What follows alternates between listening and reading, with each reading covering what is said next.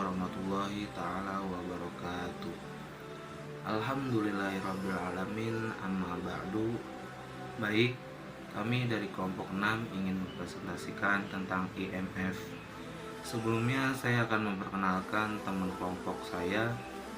Di sini ada Otun Silviana Dewi, ada Mutiara Rahayu, ada saya sendiri Muhammad Badar, ada Mela Destriani, ada Ari Setiawan, dan ada Ririn Nurrahmah. Sebelum memulai presentasi ini, alangkah baiknya kita mulai dengan pembacaan Al-Basmalah. Bismillahirrahmanirrahim. Dan yang akan membaca pertama yaitu Ari Setiawan. Baik, terima kasih Saudara Badar. Kali ini saya akan membahas latar belakang IMF. Latar belakang IMF. IMF itu International Monetary Fund. Lahir dari situasi krisis imperialisme yang semakin memburuk dan telah menghasilkan perang pemerasan yang menindas rakyat di seluruh dunia. IMF didirikan pada September 1945 setelah ratifikasi kesepakatan konferensi pers PBB di Bretton Woods, New Hampshire, AS tahun 1944 yang menyetujui suatu kerangka kerjasama ekonomi yang dirancang untuk menghindari keterulangan kebijakan ekonomi buruk yang turut mengakibatkan depresi besar, Great Depression, di tahun 1930-an. Dalam kerangka kerjasama yang berkedok stabilitas ekonomi tersebut, IMF menyatakan tujuan untuk mendapatkan mendominasi dan mendikte ekonomi dan politik anggota-anggotanya dengan cara: 1. Melakukan kontrol atas kerjasama perdagangan dan keuangan internasional untuk kepentingan negara-negara kapitalis. Kedua, mengamankan kepentingan pasar dan stabilitas sistem keuangan dan perdagangan untuk kepentingan negara kapitalisme seperti Amerika Serikat dan Inggris. Assalamualaikum warahmatullahi wabarakatuh. Saya Mutiara Rahayu. Di sini saya akan menjelaskan dalam materi selanjutnya, yaitu ada tujuan International Monetary Fund, di mana dalam tujuan International Monetary Fund ini terbagi menjadi dua. Yang pertama, ada semakin terbukanya perdagangan antara negara yang diharapkan memiliki dampak positif karena keberadaan suatu negara akan memiliki pilihan yang lebih luas dalam memperdagangkan hasil produk dan jasanya, atau dengan kata lain yaitu memiliki pilihan ekspor-impor yang lebih luas, sehingga diharapkan akan memperkuat cadangan devisanya. Nah, dalam poin pertama ini, International Monetary Fund mengutamakan nilai ekspor dan impor terhadap suatu negara. Nah, untuk poin yang kedua, stabilitas nilai tukar yang diharapkan bermanfaat menjaga keseimbangan perdagangan internasional sehingga tidak memiliki distorsi harga dalam implementasi ekspor dan impor. Nah, untuk poin kedua ini, International Monetary Fund mengutamakan nilai tukar stabil agar perdagangan ekspor dan impor memiliki peran yang sangat penting untuk negara. Awal hubungan IMF era Soekarno. Pada masa awal kemerdekaan Indonesia, di saat pemerintah Soekarno mengalami kesulitan menanggulangi problem ekonomi yang rusak akibat perang kemerdekaan, pemerintah Indonesia menjadi pasien IMF pertama kali pada Agustus 1956 yang memperoleh pinjaman IMF sebesar 55 juta US dollar. Karena inflasi kembali berkecamuk disebabkan defisit anggaran yang meningkat dan cadangan devisa menurun cepat. Selanjutnya yaitu awal hubungan IMF era Soeharto. Krisis di Indonesia merupakan imbas krisis di Thailand.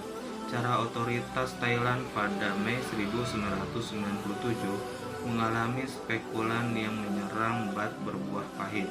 Intervensi hingga 10 miliar dolar yang dikeluarkan Bank of Thailand terbukti gagal menghukum para spekulan. Letter of Intent atau LOI Pertama, pada era Soeharto pada 31 Oktober 1997 setelah memohon bantuan pada IMF untuk memulihkan kepercayaan pasar dan menstabilkan rupiah. Indonesia mendapat paket bantuan 32 miliar dolar. Jika pinjaman IMF tak cukup menstabilkan situasi ekonomi, Jepang dan Singapura berjanji menambah 3 miliar dolar dan 5 miliar dolar. Awal hubungan IMF era Gus Dur.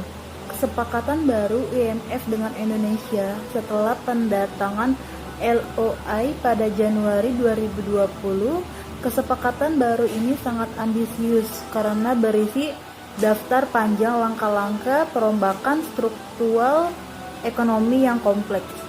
IMF maupun pemerintah mengabaikan batas-batas kapasitas pemerintah untuk melaksanakannya.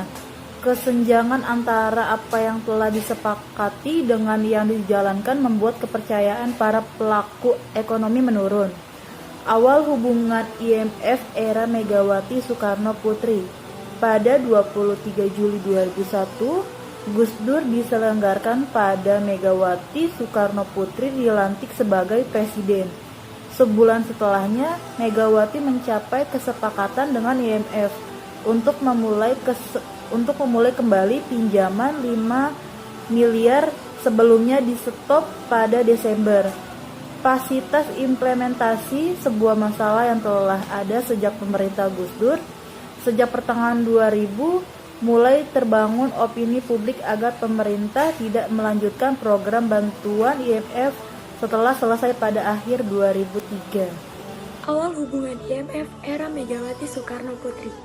Pada 23 Juli 2001, Gus Dur dilengsarkan dan Megawati Soekarno Putri dilantik sebagai presiden. Sebulan setelahnya, Megawati mencapai kesepakatan dengan IMF untuk memulai kembali pinjamannya sebesar 5 miliar dolar yang sebelumnya di-stop pada bulan Desember. Pasitas implementasi, sebuah masalah yang telah ada sejak pemerintahan Gus Dur. Sejak pertengahan 2002, mulai terbangun opini publik agar pemerintah tidak melanjutkan program bantuan IMF setelah selesai pada akhir 2003. Pada 23 Juli 2001, pemerintah mengumumkan bahwa program bantuan IMF tidak akan dilanjutkan. Oleh karena itu, pemerintah membentuk tim antar lembaga yang menyusun exit strategi yang mempertimbangkan hal-hal seperti financing gap yang terkait dengan kebutuhan pembiayaan pemerintah dan credibility gap yang terkait dengan dampak negatif dari sentimen pasar ketika program IMF berakhir. Awal hubungan IMF di era Joko Widodo.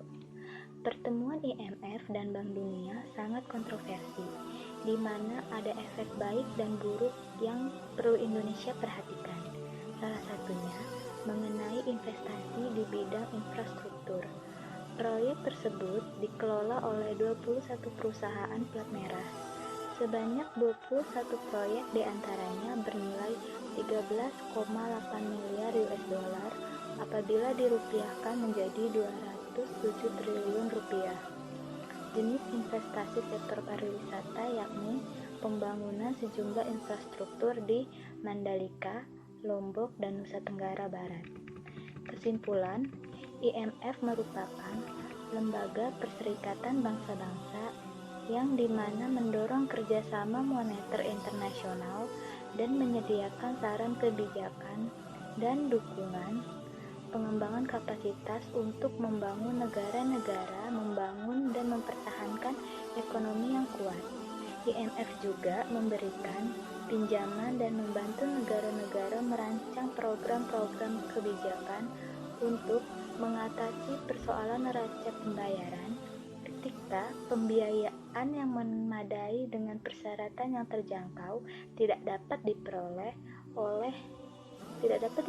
untuk memenuhi kewajiban pembayaran internasional neto (Net International Payment).